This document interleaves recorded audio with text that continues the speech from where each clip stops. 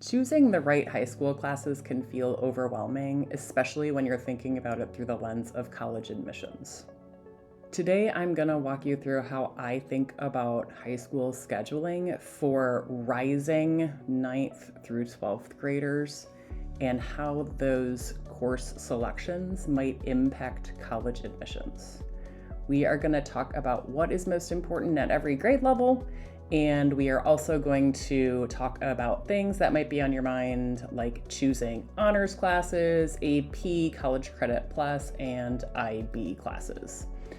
This will be especially helpful for parents of students in the Dublin City Schools District, but really will be helpful for all high school students. Let's get started. Okay, so this is my presentation for high school scheduling. After you watch this, these are the things that I hope you get out of this on-demand video. So I want you and your child to be able to build a high school course schedule, not only for next year, but for all of the years left. I want you to be well informed about all of the options available for your student.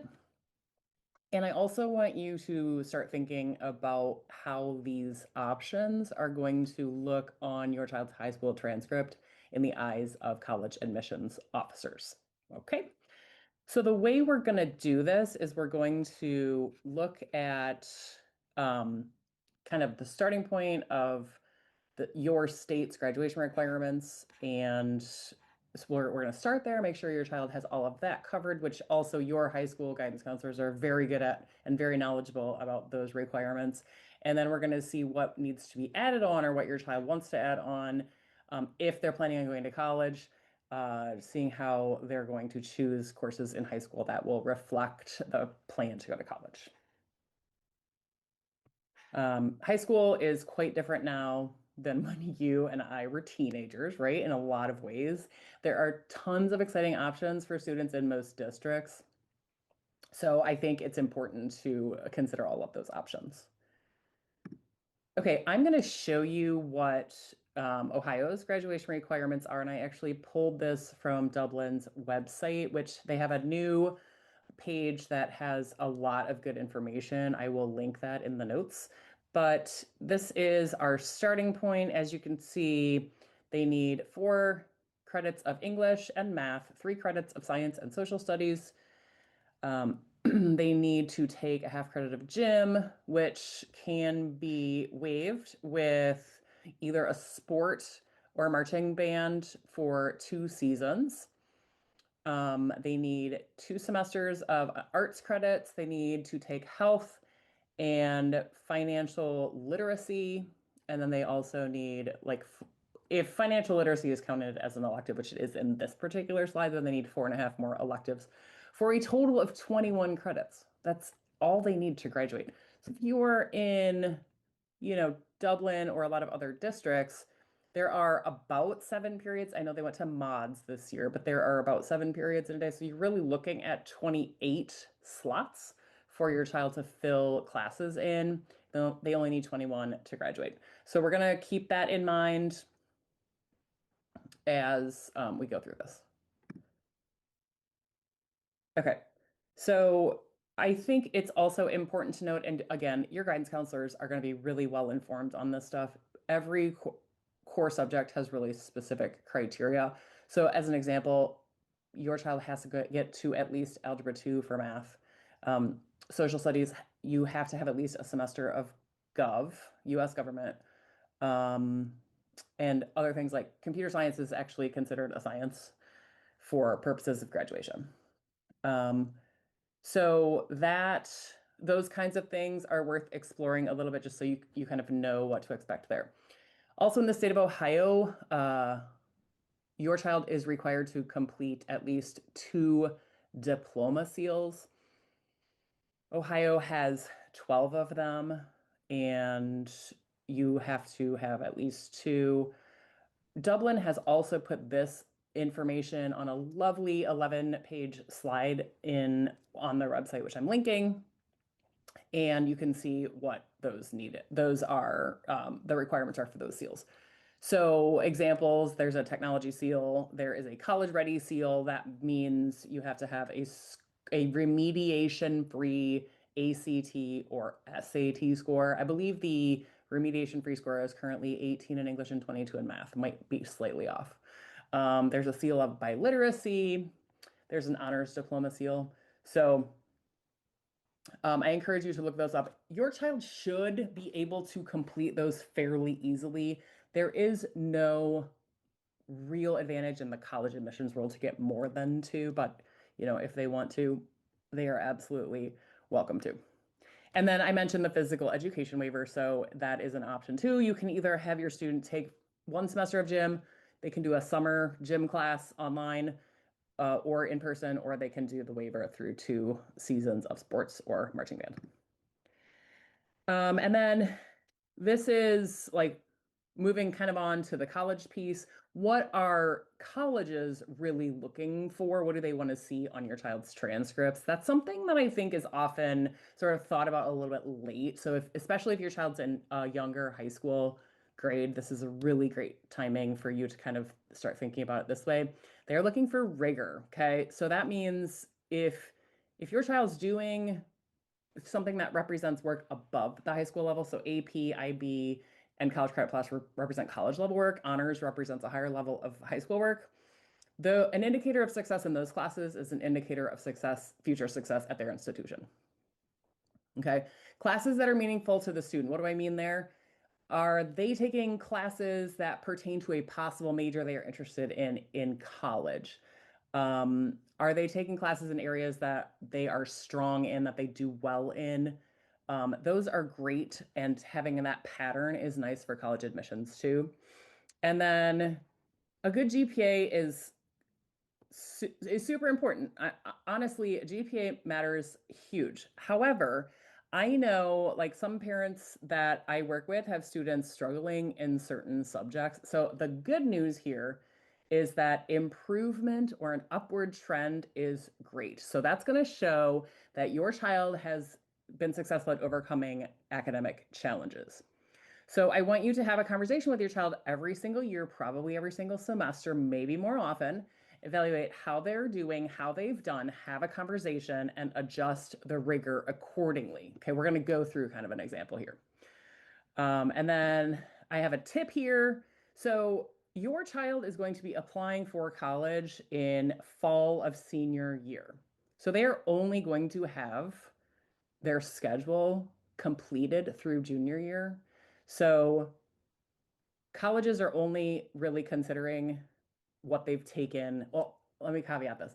Colleges are looking at their transcript, and then also your child on their college applications will have to indicate what classes they're in senior year, and then they will also have to report senior year grades at the end of this first semester of senior year and then at their final transcript. So those matter, but in terms of applying to colleges, at the time the admissions officers are looking at their applications, they're only seeing grades for the first 3 years. Okay. So what we're going to do is we're going to walk through a sample student. Okay, this student, let's say the student is starting out, student is currently in 8th grade. Okay, so this is the template that we're going to be building on. I'm going to give you a link so that you can have this exact same template. It's just a Google Doc. You can fill it in. I'll have you make a copy. You can fill it in for your student. Dublin also has worksheets that work just as well as this one. So I have listed in purple here the Ohio graduation requirements that we're going to fill in. So in 9th grade, here are the potential things to think about. Okay. It is likely in 9th grade, your child's moving to a new school. Okay. New classmates, new schedule, new teachers. This year is typically for getting a lot of your core requirement courses scheduled.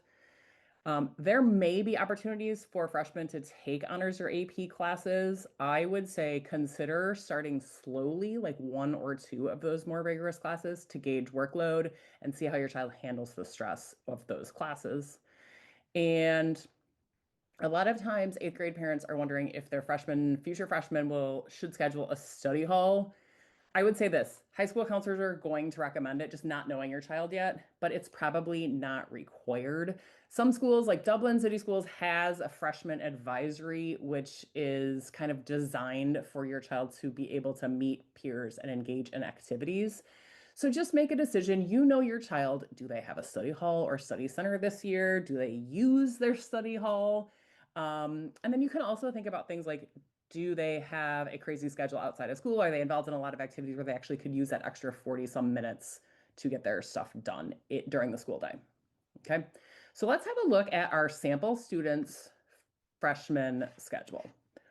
Um, so this particular student got credit, which will be on their high school transcript, for certain classes in 8th grade. This person took Algebra 1 and physical science in 8th grade. They did not take, which a lot of students do, they did not take a world language.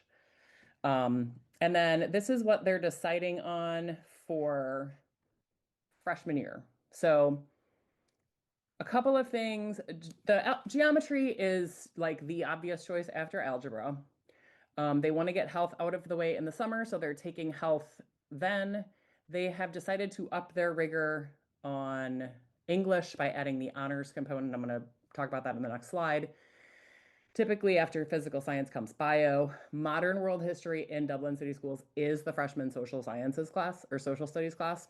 And then they have some electives. So they want to get their fine arts electives started. So they're taking photography. They want to be in yearbook, and they are going to take 1 semester of study hall. So that is where we're at. Let me talk about this Spanish that this particular faux student is taking. So the state of Ohio does not require a foreign language for students. However, most colleges like to see at least 2 years of a world language. Make an asterisk if you're taking notes on this. This is a big deal. I would actually go as far as to say I generally recommend at least 3 years, unless your child is having a really hard time with their language class in, Spanish 2, German 2, whatever the case. I think having 3 years is recommended by a lot of colleges. So just to keep all their options open, I would say at least 3 years of a world language is a really good thing. I put on here at the bottom so that some colleges like more than 2 years. So I would say 3 years is kind of safe for almost all of to keep all the college options open. And then looking at honors, the honors courses are going to add a little bit of rigor. So honors could mean different things in different classes. So what I said here is sometimes it's more accelerated. Sometimes they get more homework. Like maybe honors English means more reading and writing above and beyond what the regular English is. Maybe they're harder books. Maybe they're harder writing assignments. You can pretty much find honors classes in a lot of the programs in Dublin and other districts. And usually, at least in Dublin, honors are weighted on a 4.5 scale, so you do get a little bit of a GPA boost that way. Okay. After that first year, let's talk about scheduling for 10th grade. Okay, so the 9th grade curriculum is partially prescribed. There's not too many choices that your child is probably going to have. But in 10th grade, students can choose from a wider variety of options. So this is where we have some options to take more rigor, to take, things that are maybe a little bit interesting that your child wants to explore. So here's our student again. This year, the student decided so let's kind of walk through this. So this student is staying steady in English, right? Honors to honors. They have upped their game for math. Maybe they did very well in Algebra 1, which is an indicator more so than how well you do in geometry, that you will be able to be successful in Algebra 2. So I would say if your child likes the material in Algebra 1, does well in it, understands it, then Honors Algebra 2 is probably very appropriate. This child is either in band or in a sport, so they are able to waive their physical education requirement.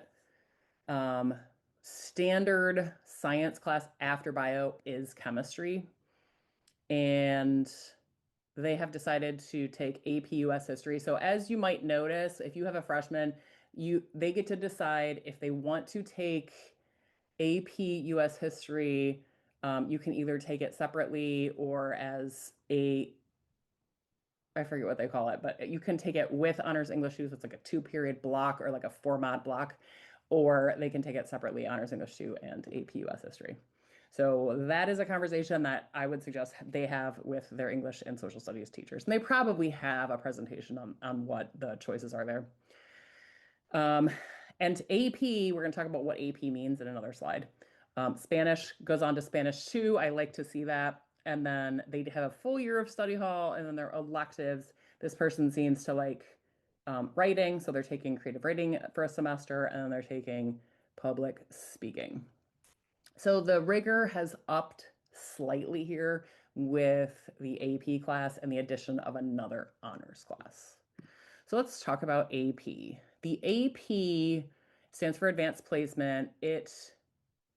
All of the curriculum for the AP courses are designed by collegeboard.org, which is the same organization that does the AP tests, and also the SAT is by College Board, and the PSAT, which is the National Merit Scholarship qualifying test as a junior. So this curriculum adheres to national standards. Everyone in AP US history is going to be taking the AP test, the same AP test on the same day in the whole country. Okay. So the question is and you can see some more information there. It's based on 5.0. I think there are about 38 classes. I think they added a couple last year. I'm not sure if they've added any this year, but you get a nice GPA boost. You can get college credit, depending on how well you do on the test. So there's a test that your child can take. Most students in AP courses choose to sign up for the exam and take it, because if you get 3 or higher, you might be eligible for college credit in your college. It's a little bit of a tricky thing, but I would say the better you do on the exam, the more chance you have to get college credit at like almost any college. You can look up, for example, you can look up a university and just say, type in like the name of the university and AP credit, and you should get a list. So like it'll say, if my child gets a 4 on an AP US history course, they get this much credit at this university. If they get a 5 on the exam, not course, exam, then they get this much credit from our university. And it could also be like they get this class, the credit for this class. They don't have to take that class. It might just be general credit. I would just encourage you to look that up on a university's website. But again, you don't know where your child's going at, so it's just kind of like seeing maybe check out a couple of websites. So which type of which type of student is going to be successful with AP? It's students who are academically ready. They are willing to put in more work than a typical high school course, and they have a genuine interest in the subject matter. Do not take AP US history if you do not like US history. I think, a lot of students take it for the GPA boost. A lot of students take it because they want the college credit. That's acceptable, but I just don't think, if you're going to choose between AP Bio and AP US history and you like bio better, that's an obvious choice. Some students do find that some of these courses can be quite challenging in terms of workload and expectations. Not all of these AP courses have the same level of difficulty. And if you want to look that up, you can. You can say which AP classes are the most difficult, and there's definitely like rankings out there on the web. I also added here that this is really cool, and not a lot of people talk about this. There is a national program that's AP Scholar. So you can just type, you can search this up. Just search up AP Scholar Awards and you can get this exact same thing. But if your child takes like 3 AP classes, you can see in this first one, If they take 3 AP classes and they get a 3 or more on all of those exams, they are awarded the AP Scholar Award. And you can see what the other two are. That is nice to put on your college applications. There's a spot for honors, academic honors on your college applications. That's really nice. Um, in order to get those by the time you graduate, those AP exams would have to be taken your junior year because AP exams taken senior year, you won't get grades until after graduation on those exams. Okay. Let's move on to our current 10th graders that are about to sign up for junior year. Okay. So as you can see here, we're going to have some open choices. Okay. Some of the requirements are going to be complete, which opens up the schedule for more electives. And there's also some options for IB and college courses, which I'm going to talk about those. And then if, they've been developing interest throughout high school so far, maybe if it's like a business interest, there are some options they can take for that. If it's maybe they're interested in the field of medicine, there are some choices they should consider taking along that strand as well. So let's look at this person's schedule for next year. This is what they chose. So they are taking college composition. In Dublin, there is something called Early College Academy taken at Emerald Campus, which covers, I'm going to try to hover over these, covers this guy, which is Comp 1 and Comp 2, which is 2 English classes. And then it also, which this person's not taking, I'm seeing, but it also gets Soc and Psych. Sorry about that. I have my Zoom thing on where I get, if I put 2 fingers up, I get balloons. So let me do it again so you can see. Yay. Yay for College Credit Plus. So they're taking college comp through Columbus State, which is a College Credit Plus class. They have upped their rigor even more with math, right? It went from regular Algebra 1 and geometry, which you don't have a choice. There is no honors geometry yet, to honors Algebra 2 to AP pre-calc. For their science, they have decided on an AP class, which is environmental science. They are taking Gov rather than AP Gov. Gov is a half credit, like 1 semester. AP Gov is a year-long class. To round that out, they're going to take sociology at their high school. They're taking personal finance or financial literacy. It's called both things, just to get that Ohio requirement out of the way. And they are continuing on with Spanish. Hooray. They're going to have 3 years of Spanish. They're still into yearbook, and they're taking an elective of interior design. Okay. College Credit Plus, also called dual enrollment. In order to take College Credit Plus, you have to apply to the institution. If you are taking College Credit Plus through Emerald Campus, if you are in Dublin, you will know what I'm talking about. That is awarded primarily through Columbus State, which is a 2-year associate's program institution. It's not a 4-year college. And they are also starting in 2026, offering some credit through Cincinnati, which is new. So I think it's important to pay attention to what institution is giving the college credit, because this could influence credit granted by the university your child ends up going to. So that's kind of something that you're not going to be able to exactly kind of line up yet, since you don't know where that's going to be. So if you're in Dublin and your child is planning on taking College Credit Plus classes like that comp class through Columbus State, they have to apply to Columbus State and be accepted. Columbus State accepts everybody, so that's fine. They just have to do the forms. So make sure that if your child is considering College Credit Plus next year, they do the things that are required. If it's through Ohio State, that is not a guarantee. So some students want to take college credit through Ohio State, and I think that's a great idea. It's pretty hard to get in as a high school student, though. So keep that in mind.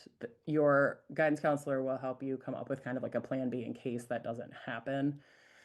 Because here's the thing. In Ohio, students as young as seventh grade can take college classes through College Credit Plus. Sometimes those classes are on campus. So it's becoming very popular. So the older your child is, I would say in general, a better chance is that they're going to get in to take College Credit Plus classes through a place like Ohio State. But I think it's important if you're deciding to take that next step and not do it through your district, like Emerald Campus type situation, you need to know if the classes are going to be on campus or online. They have choices, but high school students are kind of like bottom of the totem pole when it comes to taking classes. So they're going to get the last picks available. So it might be on campus. If it's on campus, your student's going to be responsible for getting themselves there, parking, all of those things. Um, and the other kind of consideration I just want to mention is that there is an Educational Privacy Act called FERPA. So if your child's in college classes, it doesn't matter if they're in seventh grade or they're 18 years old. You are going to waive your rights to see their scores and talk to their teachers. You're not allowed to. So just if your child is, if you feel like your child's ready, if to be responsible for all those things, they're going to be in class potentially with older students. Their final exam could be worth 80% of their grades, things like that. Those are kind of those extra considerations I have on this slide. Just like think through the College Credit Plus thing. I feel like if your child wants to try a College Credit Plus class at Emerald, it's a great starting point. And then maybe senior year, they can go to Ohio State campus or take an online class at Ohio State campus or at Ohio State if that's like something they enjoyed. So College Credit Plus courses are based on a 5.0, kind of like the AP, right? So that's a good GPA boost. And you do get credit for college as well. So, if you take a bunch of College Credit Plus classes, you really can walk onto your college campus as a freshman with a bunch of credits potentially, as, an 18-year-old, which is really nice. Okay. And then moving on to our last oldest group, oldest cohort here, our current 11th graders are going to be signing up for their senior year classes. So they can really think about interests that matter to them, what they're planning on majoring in, classes that kind of, align with things that they enjoy doing. Um, Unique opportunities might be signing up to be a mentor, like a peer advisor, signing up to help a teacher. That can sometimes be a class you can take for a semester or a year at your schools. I know Dublin offers that. There may be opportunities to do internships. There may also be opportunities to take classes at a tech or vocational school like Tolles. So I mentioned this earlier. I'm going to highlight this last bullet point. It's important for your child not to be the senior slump kid, right? Senior slide. Colleges really care about those senior year grades, and sometimes students don't believe me when I tell them that, but they do. Like they can rescind your offer if you have a terrible senior year. And let's say you go from like a 4.0 to a 2.0 senior year, they're going to be asking a lot of questions about what's going on. So keep up the grades. Okay. Our junior is signing up for these classes. So let's take a look here. They are signing up for AP Lit. Okay, that's out of a 5.0. They finished their math requirements, but they are taking AP Calculus AB anyway, because maybe they really love math, like me. They're still needing one more fine arts semester, so they're taking advanced photography, more GPA boost in AP Stats. They're into their Spanish class, so they've decided to up with IB Spanish SL. I'm going to talk about IB in 1 second. They're going to do peer tutoring, which I mentioned. They're also taking 2 classes at Ohio State called Mythology and Classic Literature. and they get out early. Probably they're going to have to work that schedule around heading down to campus if their classes are in person. I will say this. The only thing I really think is truly potentially missing in this person's schedule from a college admission standpoint is, I don't know if you guys can pick it out, but it's physics. So anyone interested in taking any kind of STEM major or even just having the option to become a STEM major should have physical science, biochem, and physics. Not, it doesn't necessarily have to be AP, but it can be. But physics is kind of missing. So maybe this person's going into some other like liberal arts program. They're certainly been taking a lot of writing classes, so that's kind of what I'm thinking this pretend student is going to do. Okay, so let's get into what IB means here. IB means International Baccalaureate Program. So if your school offers IB, which Dublin City Schools offers it through Emerald Campus, there are different ways to take this. You basically IB classes are classes that students are considering topics through an international lens. You can take it's kind of like AP, how the AP has college board like overseeing all the curriculum. IB has an international board overseeing the curriculum. It's from it's they're in Europe somewhere. I don't remember the country. You can take individual classes or you can sign up for the IB diploma program. If you are considering the IB diploma program, which I love, it's a great way to get a bunch of college credit. It's also very, very rigorous. It's kind of like starting college early. IB diploma program has to start in 11th. So it's a 2-year program, 11th and 12th. So if you are sophomores thinking about it, I would encourage you to talk to guidance counselor, attend, an IB session to see if that's what your child wants to do because it's basically full-time Emerald. You might have one little pocket to go to your home high school to take one class. All the IB classes are based on a 5.0 scale. You can earn college credit. They have IB exams just like they have AP exams. Um, so like I said, if you are thinking about the diploma program, you have to start that junior year. It has the diploma program, it takes 6, I don't know, I put up a 2. I'm probably trying to get balloons again. You have to take 6 academic subject areas.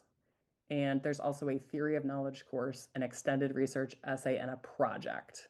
So consider that if you do take the IB diploma program, you are working hard through the end of senior year, where a lot of other students don't think they're going to be working hard through the end of senior year. You're taking like classes, exams, presentations, essays, all the way up until May of senior year.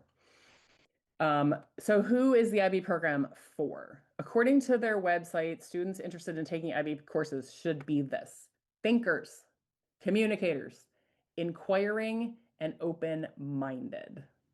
Okay, there is rigor throughout the program. IB courses will help students develop skills they will need to thrive in the college setting, including resilience, which is awesome, self-motivation, and critical thinking. Colleges look favorably, in general, at students with IB course or diploma background.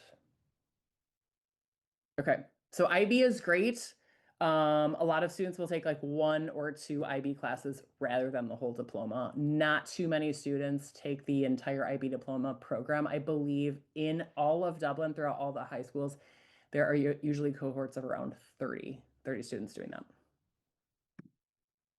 Okay, I just wanted to put my services up. I offer services for freshmen to help them with course selection, test considerations, extracurricular activities, all those things. I offer services for sophomores, the same. And then I also offer services for junior into senior year, all the college admissions comprehensive plan. I also do some test prep for the SAT and again, the ACT. And I just want to throw that out there. That I mostly work with Dublin students. I have 2 Dublin high school graduates, Dublin Jerome High School graduates who are currently in college, and I do work with a lot of Dublin kids from all of the high schools, and also kids who take all of the stuff at Emerald. So I'm pretty knowledgeable about all the offerings at all the Dublin schools at Emerald. I want to throw some final tips here, okay? Every student has unique strengths. Every student has different plans for the future. So let's not try to compare, okay, my friend's taking this, I should take this. It's your unique trajectory. Okay. Be flexible. High school is a perfect time for your kiddo to explore. Your kid has tons, if they're in Dublin or if they're in other district, there's really amazing experiences that are being offered. If your kid tries something and it doesn't work out, it's just an opportunity for them to learn, right? And it's really better for them to learn the hard way, let's say, in high school rather than after high school, right? And then I just want to say to parents, your kid is the ultimate decision maker, right? This is difficult for a lot of parents. So this is a stressful time for everybody. I think most parents think they know what's best for their child. I would encourage you, and I talk to my families about this all the time, to guide your child, but they get the final say. So, like, if you really want them to take honors Spanish 4 and they are just really not into Spanish anymore, it might be better next year if they try something else, for example. Okay. If you need any individual scheduling help in the next few weeks before we get our schedules finalized with Dublin, please reach out. Thank you.